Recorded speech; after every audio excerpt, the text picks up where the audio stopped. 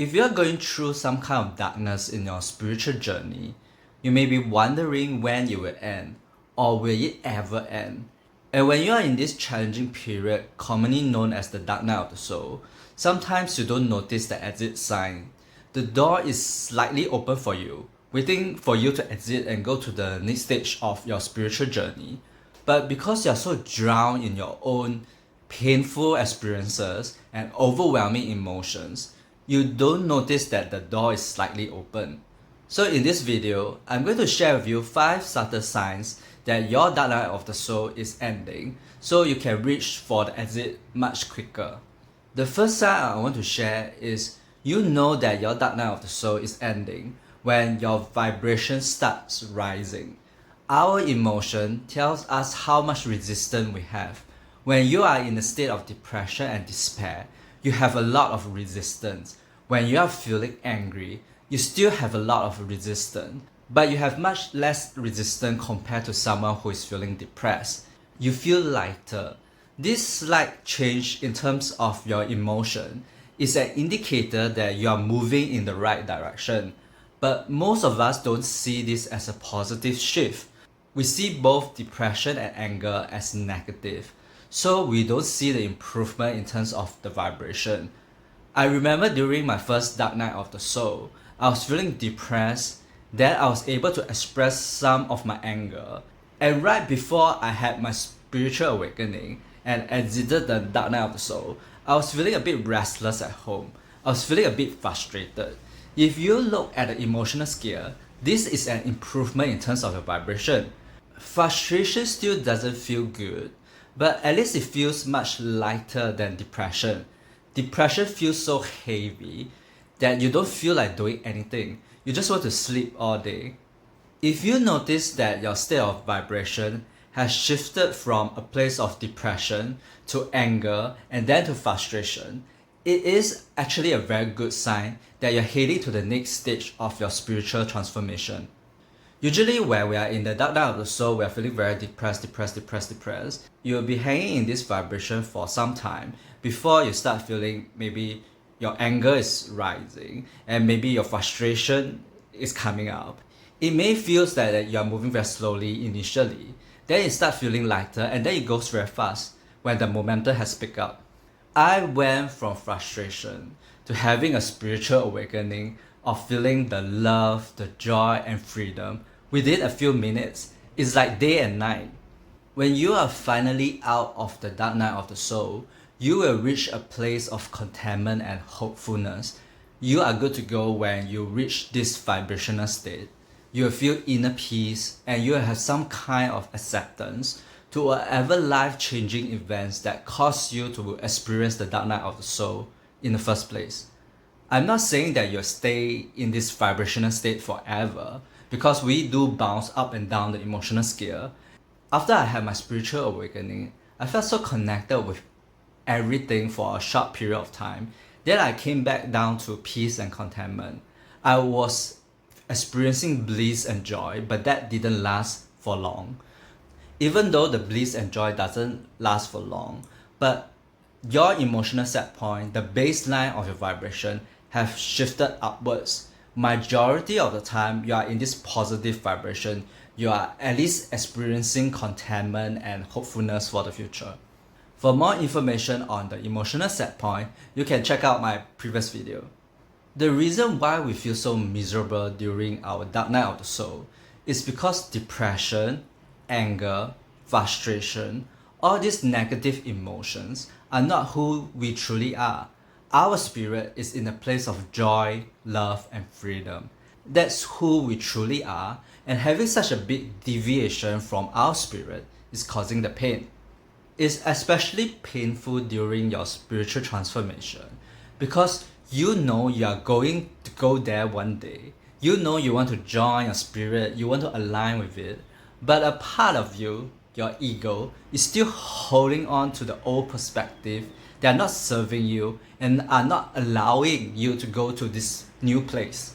You will find people who are not going through a spiritual awakening to be also in the same emotional set point of depression, anger, and frustration. However, the difference is They have found ways to block or suppress their emotion with alcohol, substance, or all kind of addictions. So they are able to stay in this emotional set point for a longer period. They are very used to it. This is what they are familiar with. But this doesn't work for people going through a spiritual awakening because you can't distract yourself with these things. The emotions are coming at you full on. The emotion that you are experiencing and arising is too overwhelming. It's too overwhelming for you to even suppress them. Your spirit is calling you to join and align with it in such a strong manner that you cannot deny it. It's time for you to awake. And when you resist this, you will feel tremendous pain. The only way is to surrender and go with the spirit, go with the flow. Sign number 2, you have a drastic perspective shift. When you raise your emotional set point, your perspective also changes drastically. Each level of vibration will attract the same kind of thoughts, the same frequency of thoughts to you. If you are feeling depressed, you're going to have more depressing thoughts that makes you feel more hopeless in the future. But once you reach a new emotional set point, it's like you are above water now. It's like you'll finally be able to breathe. You can breathe in all the oxygen and you start feeling alive again. It's also like an eclipse that is finally ending and you can see some light from the sun again. During my first dark night of the soul, my perspective switched drastically. One moment I wanted to die, and the next moment I felt inspired to write a memoir and to share my insight with others. Like what just happened there? I can't believe that I was feeling so miserable for the past couple of months. And then suddenly I feel so alive. Like the ego perspective and the spiritual perspective are very different. And you can switch very quickly from one perspective to another just like that. It's like what I mentioned in another video. When you are in the dark night of the soul, it's as though you're taking a train in a long dark tunnel. You are in this long period of darkness and emptiness. You feel lost and you don't know where you are. But when you're approaching the end of the tunnel, then you suddenly saw a gleam of light. You saw a glimmer of hope. And before you know it, the light floods your awareness and you can see everything clearly now. The shift from complete darkness to complete light only takes a few seconds, even though the darkness you experience can last for days, months, or even years.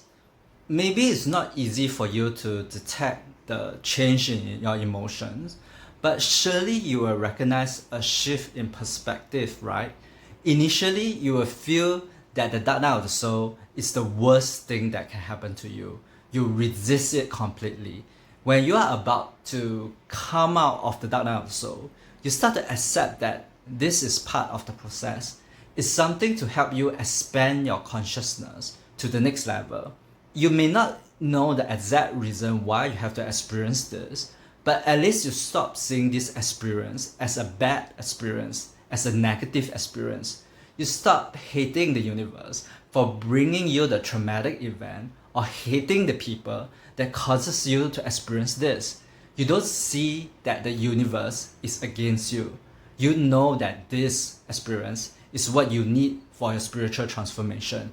That's where you're getting close to ending your dark night of the soul. The third sign is you are getting new insights and answers to your question. You start attracting helpful resources like books and videos to you. During my first dark night of the soul, I followed my passion to quit my accounting job and pursue something creative like animation. Then I listened to my intuition. After a few months in my animation job, I left my animation job. And then I became jobless and I felt depressed. I was like, I listened to my intuition and this is what happened to me. Like, why? I didn't understand why I have to go through all this struggle until I received the inspiration to write. I started to realize I had to go through this so that I can share my experience and help others who are struggling with the same thing. For my third dark night of the soul, it's the same thing. I received this intuition to leave my Twin Flames community. I didn't know why I had to do that at that time, but I just followed my intuition. And then I felt kind of sad when we start drifting further and further apart. And later he went back to his hometown. And I was like, why? I listened to my intuition and we ended up in separation. Both times, I listened to my intuition and it led me to the dark night of the soul. But after going through my dark night of the soul for a few months, I started to see my dad's death and my twin flame leaving as a means for me to focus on my own purpose, focus on my own work that I have to do here on this planet Earth, and also to develop my own masculine energy. I was relying too much on my dad and my twin flame to be the masculine energy for me. I needed to be more focused, more grounded, and more assertive when need be. There is always a reason why things happen. Every suffering you go through brings you new discoveries. But when you are in the dark night of the soul, you don't always get to see the full picture. In fact, you get nothing. Because you are in this state of depression or anxiety, you can't see past the perspective that your vibration brings you. But if you are starting to get bits and pieces of answers, you know your dark night of the soul is coming to an end soon. It still may not make complete sense to you, but at least you start to see that maybe there's a reason for this chaos. You may also start attracting resources to help you understand what the reasons are. For example, when I'm coming out of my recent dark night of the soul, I saw this video on life path, and I calculated my life path and my twin flame's life path. Then I realized that I am life path 1. My life path is about being independent, being self-motivated, and being a leader, while my twin flame life path is 5. His life path is about exploration and adventure. Knowing this helped me realize that we both have our individual life path to focus on, and that resonates with what I intuitively know. I always feel that twin flames have individual purpose and a shared purpose. Maybe we need a deeper awakening before we come back together and focus on our shared purpose. So after knowing this, I don't feel that sad anymore. I don't feel that sad that we are separated, because I know he's out there exploring the world and having his adventure, while I have to focus on my own purpose. And this leads me to the next sign. The 4th sign is you start to have a clearer picture of what your purpose is. When your dark night of the soul is ending, you know the direction of where to go next or where not to go. You know the next step. When you are in the dark night of the soul, you are completely lost. You feel hopeless and you can't see the way out. When your dark night of the soul is ending, you start to have clarity. Your purpose is always there, but because of our fear, we don't dare to pursue our purpose. Like, for my first dark night of the soul, I knew I wanted to write more books. I knew I wanted to be a writer, but I didn't dare.